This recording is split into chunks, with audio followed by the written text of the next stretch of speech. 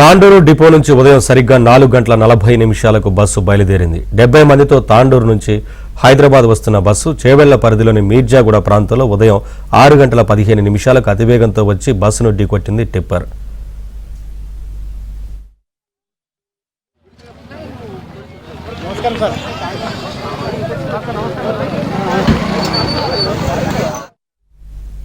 Updates మా ప్రతినిధి ప్రవీణ్ అందిస్తారు. ప్రవీణ్, ప్రస్తుతం ఈ సంఘటనకు సంబంధించి ఇప్పటికే పోలీసుల దర్యాప్తు కొనసాగుతుంది. ఎందుకంటే ఇంత దారుణమైనటువంటి ఘటన, ఎందుకంటే ఉదయం అందరూ కూడా హైదరాబాద్కి వచ్చి వారి పనులు చేసుకోవాలనేటువంటి ఉద్దేశంతో ఉదయం దాదాపు 30 మంది తాండూరు నుంచినే బయలుదేరినటువంటి పరిస్థితి ఉంది. మొత్తం 72 మంది ఆ బస్సులో ఉన్నటువంటి సమయంలో, అంటే ప్రమాదం జరిగినటువంటి సమయంలో ఆ బస్సులో దాదాపు 72 మంది ఉన్నట్లు ఇప్పటికే గుర్తించడం జరిగింది. ఒక్కొక్కరిది ఒక్కొక్క సంఘటన మనం చూడాలి. ఎందుకంటే వాళ్ళు పడినటువంటి బాధ, నరకయాతన ఒక్కొక్కసారి మనం అక్కడ స్థానికులతోటి కావచ్చు, లేదా వాళ్ళు బయటపడిన తర్వాత మాట్లాడినటువంటి వారి మాటల్లో వింటే చాలా బాధాకరమైనటువంటి అంశంగా మనం చూడాల్సి ఉంటుంది. ఎందుకంటే ఇటు ఆ బస్సు వెళ్తున్నటువంటి క్రమంలో ఆపోజిట్ వచ్చినటువంటి టిప్పర్ లారీ అతి వేగంగా వచ్చి రాంగ్ రూట్లో ఢీకొట్టడం వల్ల ఈ ప్రమాదం జరిగింది. ఇందులో దాదాపు 19 మంది, ఇప్పటి వరకు అధికారికంగా 19 మంది ప్రాణాలు కోల్పోయారు. ఇక క్షతగాత్రులందరినీ కూడా స్థానికంగా ఉన్నటువంటి 2 హాస్పిటల్ కూడా తరలించినటువంటి పరిస్థితి. ఇందులో మహిళలు ఎక్కువగా చనిపోవడం జరిగింది.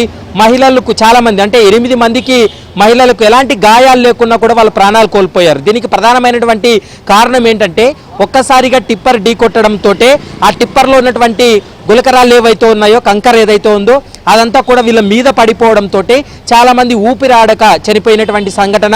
మరోవైపు ఆ సమయంలో వాళ్ళ ఆర్తనాదాలు మొత్తం దద్దరిల్లినటువంటి పరిస్థితి కూడా కనపడింది. వాళ్ళు కనీసం ఎవరు హెల్ప్ చేయలేనటువంటి పొజిషన్లో ఉన్నారు. ప్రతి ఒక్కరూ కూడా తాము ప్రాణాలతో బయటపడాలనే ఉద్దేశంతో వారందరూ కూడా అక్కడ ఉన్నటువంటి బస్కు ఉన్నటువంటి ఆ కిటికీలను కూడా బ్రేక్ చేసి బయటపడినటువంటి పరిస్థితి కూడా కనపడుతుంది. ఒకవైపు కూర్చున్నటువంటి మహిళలందరూ కూడా ప్రాణాలు కోల్పోవడం జరిగింది. ఎందుకంటే ఆ డ్రైవర్ వైపు ఒక్కసారిగా ఢీకొట్టడం వల్ల కంకర్ మొత్తం కూడా వారిపై పడడం, మరోవైపు ఊపిరాడక చాలా మంది ప్రాణాలు కోల్పోయారు అనేటువంటి అంశాన్ని కూడా ప్రస్తుతం పోలీసుల విచారణలు కూడా వెల్లడైనటువంటి అంశం కనపడుతుంది. ఇక కోటి ఉమెన్స్ కాలేజీలో చదివేటువంటి 3 అక్క చెల్లెలు కూడా ఈ ప్రమాదంలో ప్రాణాలు కోల్పోయినటువంటి పరిస్థితి ఉంది. తనుష, సాయిప్రియ, నందిని, వీరి 3 కూడా ఉదయం తండ్రి యాలయ్య గౌడ్ కూడా వాళ్ళని బస్సు ఎక్కించి హైదరాబాద్కు పంపించడం జరిగింది. ఎందుకంటే కొద్ది రోజుల క్రితమే వాళ్ళ ఇంట్లో జరిగినటువంటి శుభకార్యానికి 3 అక్క చెల్లెలు కూడా హైదరాబాద్ నుండి వెళ్ళారు. కార్యక్రమాన్ని అంతా ముగించుకున్నారు. ఇక తిరిగి కళాశాలలో జాయిన్ కావాలనేటువంటి ఉద్దేశంతో తాండూరు నుంచి వచ్చినటువంటి బస్సులో వాళ్ళు ప్రయాణం చేస్తున్నారు. ఈ నేపథ్యంలో 3 కూడా ఒకే సీట్లోనే ఒకే వైపే కూర్చున్నారు.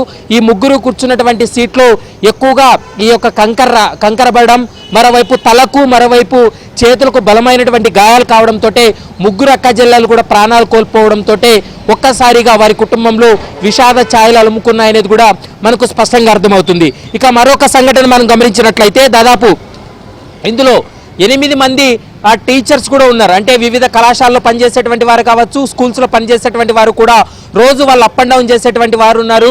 వారు కూడా తిరిగి హైదరాబాద్కు వస్తున్నటువంటి క్రమంలోనే ప్రమాదం జరిగింది. ఇందులో 3 టీచర్లు కూడా ప్రాణాలు కోల్పోయినటువంటి సంఘటన మనకు స్పష్టంగా అర్థమవుతుంది. కాబట్టి ఈ 19 మంది ప్రాణాలు కోల్పోయినటువంటి అంశానికి సంబంధించి ఇప్పటికే పోలీసుల దర్యాప్తులో చాలా కీలక అంశాలు కూడా బయటపడేటువంటి అవకాశం అయితే కనబడుతుంది. ఇక బస్సు డ్రైవర్ దస్తగిరి ఎవరైతే ఉన్నాడో ఇతను కూడా ప్రాణాలు కోల్పోయాడు. దస్తగిరి గత కొద్ది రోజుల క్రితమే అనంతగిరి కొండల్లో అతను నడుపుతున్నటువంటి బస్సు బ్రేక్ ఫెయిల్ కావడంతో ఖచ్చితంగా లోయలో పడిపోయేటువంటి బస్సును కూడా చాకచక్యంగా వ్యవహరించి ఒక దగ్గర చెట్టుకు ఢీకొట్టిన తర్వాత బస్సులో ఉన్నటువంటి 30 మంది ప్రయాణికుల్ని కూడా సేఫ్గా రక్షించడం జరిగింది. వారికి ఎలాంటి ఇబ్బంది లేకుండా బ్రేక్ ఫెయిల్ అయిందన్నటువంటి విషయం ప్రయాణికులు తెలిస్తే వాళ్ళందరూ కూడా కొంత ప్యానిక్ గురయ్యేటువంటి అవకాశం ఉంటుందని భావించి అతనే చాకచక్యంగా వ్యవహరించి బస్సును నిలుపుదల చేసి వారందరినీ కూడా ప్రయాణికులను దించేసి ప్రాణాలు కాపాడాడు. కానీ అదే బస్సు డ్రైవర్ ఈరోజు తాండూరు నుండి హైదరాబాద్కు బస్సు తీసుకొని వస్తున్నటువంటి క్రమంలో ఎదురుగా వచ్చినటువంటి టిప్పర్ లారీ ఢీకొట్టడంతో బస్సు డ్రైవర్ మొదటగా చనిపోవడం జరిగింది. దాని వెనుక ఉన్నటువంటి ప్రయాణికులు దాదాపు 19 మంది ప్రాణాలు కోల్పోగా మరికొంతమంది గాయాలు పాలు కావడంతో స్థానికంగా ఉన్నటువంటి హాస్పిటల్లో చికిత్స పొందుతున్నారు. అంటే మృత్యు అనేది ఏ రూపంలో వస్తుందో తెలియదు. ఎందుకంటే ఆర్టీసీ బస్సు కరెక్ట్ రూట్లో వెళ్ళినప్పటికీ కూడా టిప్పర్ డ్రైవర్ రాంగ్ రూట్లో వచ్చి అతి వేగంగా వచ్చి నిర్లక్ష్యంగా డ్రైవ్ చేస్తూ ఢీకొట్టడం వల్లే ఈ స్థాయిలో ప్రమాదం జరిగింది. ఇంతమంది ప్రాణాలు కోల్పోయినటువంటి పరిస్థితి అయితే స్పష్టంగా కనపడుతుంది. కాబట్టి ఈ కేసులో అన్ని కోణాల్లో రాష్ట్ర ప్రభుత్వం దర్యాప్తు జరిపి నివేదిక ఇవ్వాలంటూ కూడా ఇప్పటికే విచారానికి ఆదేశించినటువంటి పరిస్థితి ఉంది. దీంతో రాజేంద్ర నగర్ డీసీపీ నేతృత్వంలోని 5 మంది అధికారులు ఈ కేసును దర్యాప్తు కొనసాగిస్తున్నారు. ఈ కేసును మొత్తం కూడా లా అండ్ ఆర్డర్ అడిషనల్ డీజీగా ఉన్నటువంటి మహేష్ భగవత్ పూర్తి స్థాయిలో పర్యవేక్షణ కూడా కొనసాగిస్తున్నటువంటి పరిస్థితి అయితే స్పష్టంగా కనబడుతుంది. ఇలాంటి సంఘటన మరోసారి పునరావృతం కాకుండా ఉండాలి అంటే రాష్ట్ర ప్రభుత్వం ఎలాంటి చర్యలు తీసుకోవాలనేటువంటి అంశానికి సంబంధించి కూడా ఒక నివేదికను రాష్ట్ర ప్రభుత్వం కోరింది. కాబట్టి ముఖ్యంగా అక్కడ రోడ్డు కూడా ఎందుకంటే తక్కువగా ఉంది, రోడ్డు విస్తీర్ణం పెంచాల్సి ఉంటుంది, రోడ్డు వెడల్పు చేయాల్సి ఉంటుంది. అది చాలా కాలంగా ప్రపోజల్ ఉన్నప్పటికీ కూడా కొన్ని కారణాలతోటి టెక్నికల్ కారణాలతోటి ఆ రోడ్డు పనులు అనేది ముందుకు సాగలేదు. గతంలో కూడా చాలా సందర్భాల్లో మనం చూసాం. అదే స్పాట్లోనే గతంలో 2-3 ఇన్సిడెంట్లు అవ్వడం జరిగింది. సమీపంలోనే మనం గడిచినటువంటి 4 నెలల క్రితమే ఒక టిప్పర్ లారీ పక్కనే ఉన్నటువంటి అంటే కూలీలు కావచ్చు, మరోవైపు అక్కడ కూరగాయల వ్యాపారం చేసేటువంటి వారిపైన దూసుకెళ్ళి 5 మంది ప్రాణాలు కోల్పోయినటువంటి సంఘటన కూడా మనం గతంలో చూసాం. ఇలాంటి సంఘటనలు వారం 10 రోజులకు ఏదో ఒకటి చిన్న సంఘటనలు జరుగుతున్నాయి. 2 వీలర్లో వెళ్ళేటువంటి వారు కూడా ప్రాణాలు కోల్పోతున్నటువంటి పరిస్థితి కనపడుతుంది. ఎందుకంటే ఓవర్టేక్ చేయబోయి ముందున్నటువంటి వాహనాన్ని ఢీకొట్టడం లేదా ఎదురున్నటువంటి వాహనాన్ని ఢీకొట్టినటువంటి సంఘటనలు చాలా మంది ద్విచక్ర వాహనదారులు కూడా ఆ రూట్లో ప్రాణాలు కోల్పోయారనేది అక్కడ ఉన్నటువంటి స్థానికులు చెప్తున్నటువంటి మాట. మరి చూడాలి, ఈ కేసులో విచారణ పూర్తయిన తర్వాత ఇంకా ఇలాంటి ఘటనలు మరోసారి పునరావృతం కాకుండా ఉండాలంటే ఎలాంటి చర్యలు తీసుకోవాలనేటువంటి అంశానికి సంబంధించి కూడా రాష్ట్ర ప్రభుత్వం ముందుకెళ్లేటువంటి అవకాశాలు అయితే కనపడుతున్నాయి. ప్రస్తుతం అయితే పోస్ట్ మార్టం ప్రక్రియ అంతా కూడా పూర్తవుతుంది. ఇప్పటికే పూర్తయినటువంటి మృతదేహాలకు వారి కుటుంబ సభ్యులకు కూడా అప్పగించినటువంటి పరిస్థితి ఉంది. ఎక్కువ మంది ప్రయాణించిన వాళ్ళలో మనం గమనించాల్సింది ఏంటంటే చాలా మంది కళాశాల విద్యార్థులు. ఎందుకంటే వాళ్ళంతా కూడా ఆదివారం శనివారం హాలిడే ఉండడంతో వారందరూ కూడా స్వంత ఊర్లకు వెళ్ళడం జరిగింది. వారు మళ్ళీ తిరిగి స్కూల్స్కి కాలేజీలకు జాయిన్ కావాలంటే 10 గంటల లోపే హైదరాబాద్లో వాళ్ళు చేరాల్సి ఉంటుంది. కాబట్టి ఉదయం 4:45 బయలుదేరేటువంటి రెగ్యులర్ బస్సు ఇది.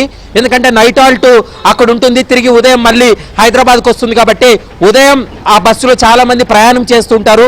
అదేవిధంగా ఈరోజు ఉదయం కూడా విద్యార్థులు, తర్వాత మరోవైపు ఆ కళాశాలలో పనిచేసేటువంటి లెక్చరర్స్, టీచర్స్ కూడా చాలా మంది అందులో ప్రయాణించినటువంటి పరిస్థితి ఉంది.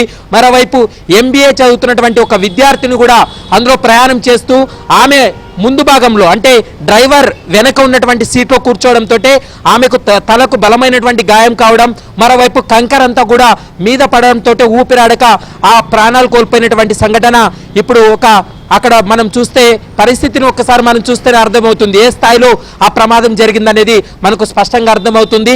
ఇలాంటి ఘటనలు మరోసారి పునరావృతం కాకుండా ఉండాలంటే అన్ని రకాల చర్యలు తీసుకోవాలి. మరోవైపు రోడ్డు కూడా ఎక్స్టెండ్ చేయాల్సినటువంటి అవసరం ఎంతైనా ఉందనేది మనకు స్పష్టంగా అర్థమవుతుంది.